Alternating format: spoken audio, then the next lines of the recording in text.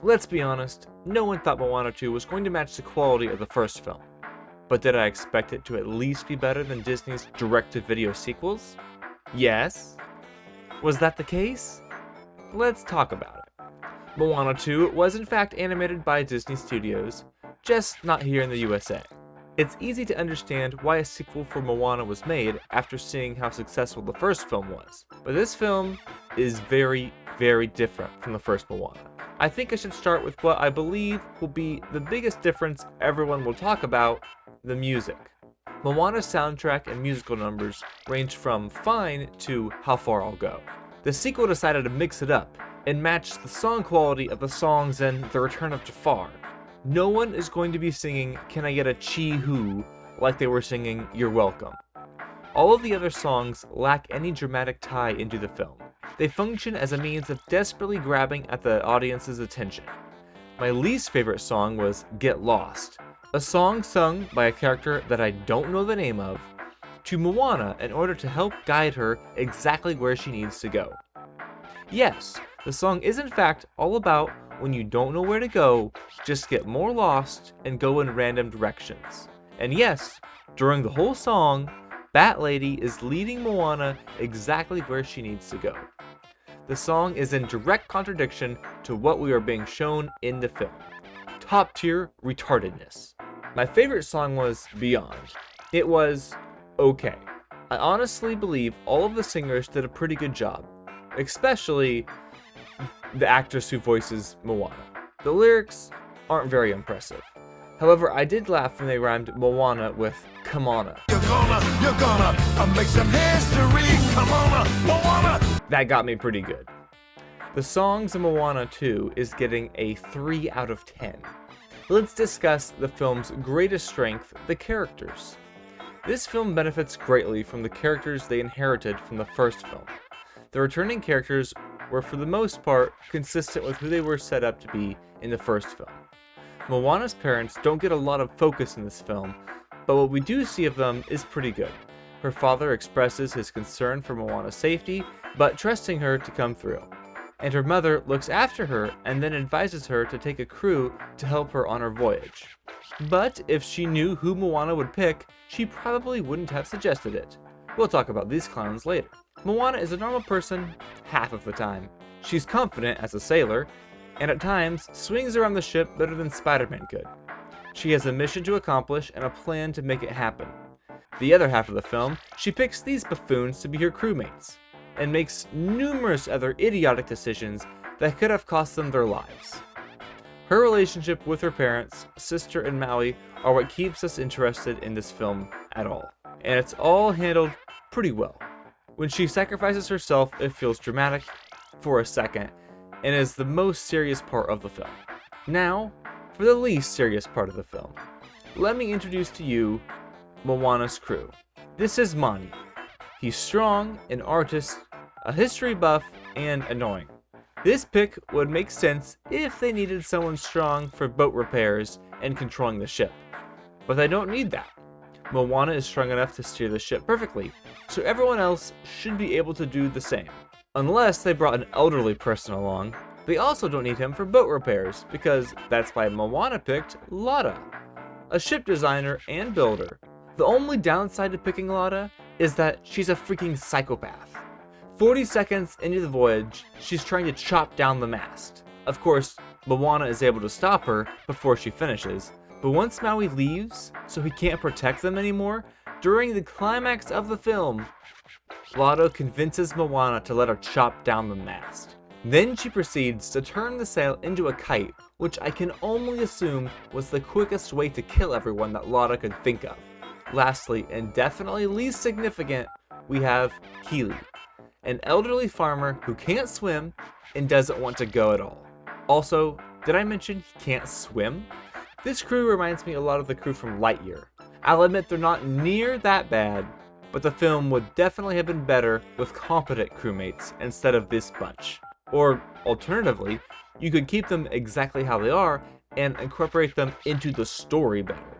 Let them do what they were brought on to do, have conflict arise that drives their characters to have development and change. As they stand in this film, they are all three a waste of time. And I know they were primarily used as an attempt for comedy, but that failed, so they were left with nothing of value for the film. I would pick the pirates who don't do anything every day over these guys. Lastly, we have Maui. Maui was definitely the best part of this film. He pushed Moana when she had given up. He continued to show how he had grown from the first film with a selfless sacrifice.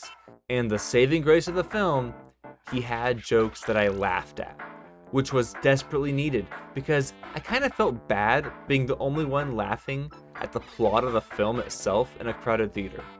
The characters of Moana 2 will be getting a 6 out of 10. I've saved the best for last. The plot of the film is interesting. Let's go through it, shall we? Moana is searching for other tribes, or people in general. She learns about a curse that is preventing different tribes from finding each other. She learns this from her local history buff, Mani, who apparently takes really good care of tapestry depicting history 1,000 years old. Apparently, there is a single island in the ocean that acts as an intersection to literally every other tribe. To be clear, to find any other people group, you must go through this tiny section of the ocean where this island is at. And for some reason, a single god decided to sink that island and thus separating every people group from ever interacting. Yes, people could still go through the ocean's intersection, but without the island there to mark the location, it would be almost impossible to find it. And if, by some chance, someone is sailing into the intersection, then the god who shrunk the island will create a huge storm and kill you. The curse will be broken, however, if a human touches the island. Moana has a vision telling her to follow an object in the sky that appears like an almost frozen comet. But wouldn't you know it, it explodes and they unfortunately run right into killing coconuts. This would be very bad, especially since the coconuts are going to sacrifice them to a giant clam monster. But conveniently, it's exactly what they needed, because there is a portal to almost exactly where they need to go in the clam monster. And that's where they meet Maui, which they need for later. Once they portal to somewhere in the opposite hemisphere, I'm assuming, they encounter sea serpents that mess up their boat. Moana feels defeated and considers sailing home, which I don't think she realizes she won't be able to, because she doesn't recognize the stars. But not to worry, Maui gets her back into action and her crew fixes up the ship. And now they are heading straight into the storm. The plan is for Maui to lift the island up from the ocean floor, and then for the crew to sail to the island and break the curse. This is where Lotto tries to kill everyone by turning the ship's sail into a kite that they won't be able to control. Why is Moana okay with this decision? She does realize the storm is being controlled by the guy who wants them dead. As soon as the kite goes up, that boat is going wherever the villain wants to take it. And surprising no one, the ship capsizes, and unfortunately, Maui wasn't able to lift the island out of the ocean completely. Moana decides to swim down to the island and break the curse. But unfortunately, when she touches the island, nothing happens. I think the reason nothing happens is because an island is typically defined by land that is above water, and this island is very much still covered by ocean. So while underwater, Moana gets struck by lightning and dies. Maui goes down to save her, and it turns out the ancestors are already on it. I'm not sure, but I believe Moana is now a demigod just like Maui. You know, that's something you might want to explain a little better for the audience, just for future reference, Disney, when you make Moana 3. Anyway, Maui pulls the island up above the water, and the curse is broken when the three stooges land. And all at once, ships start showing up from every direction from different tribes. The crew leads a mass invasion back to their home with Moana's new demigod wayfinding powers, and the film ends.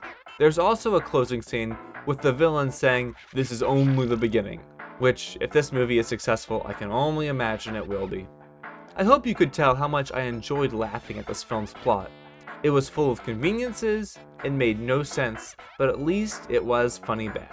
The plot is getting a 3 out of 10. I truly hope more cash grabs like this don't keep happening with the utter lack of originality. If you're going to make a sequel, please put some effort into the writing. This was just embarrassing. But Moana 2 is getting a slippery 4 out of 10. Thanks for watching, everyone, and I'll see all of you subscribers later.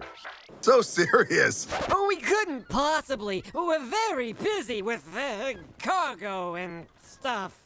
You know, pirates have to pillage and plunder, and that really takes it out of you. Yeah, and Alf is on in a half an hour, so I don't think. And besides that, we don't really at all. So the answer is no. Money is no object. Next up! Moana 2, here we are.